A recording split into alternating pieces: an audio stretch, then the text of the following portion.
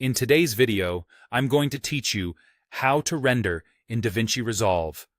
Whether you're finishing a quick edit or delivering a polished piece, exporting correctly ensures your video looks and plays exactly as intended. Start by launching Davinci Resolve from your desktop. Open an existing project you want to export or create a new one and make sure your timeline is ready to go. Once your edit is locked, we'll move to the export workspace. At the bottom of the screen, click the little rocket ship icon. This opens the Deliver page, where all your render settings live.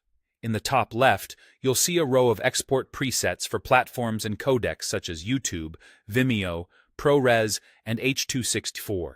These presets pre-configure things like resolution, codec, and bitrate to save you time and help you meet common platform requirements.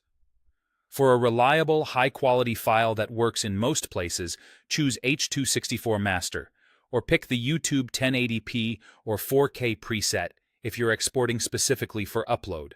You can still tweak settings after selecting a preset. Next, give your export a file name. Use something descriptive, and consider adding a version number so you can keep revisions organized. Click Browse to choose a location on your computer where the video will be saved.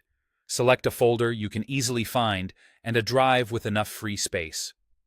Under the Video tab, confirm that your resolution and frame rate match your timeline, for example 1920 by 1080 at 60 frames per second.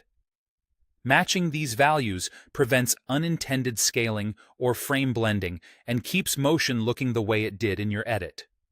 Set the format to MP4 for maximum compatibility across devices and players. If you have a specific workflow or delivery requirement, feel free to choose a different format from the list. When your settings look good, click Add to Render Queue at the bottom of the panel. Your job appears on the right in the render queue, which lets you line up one or many exports. To begin, click Render All. You'll see a progress bar and an estimated time. Avoid closing Resolve or putting your computer to sleep while it renders.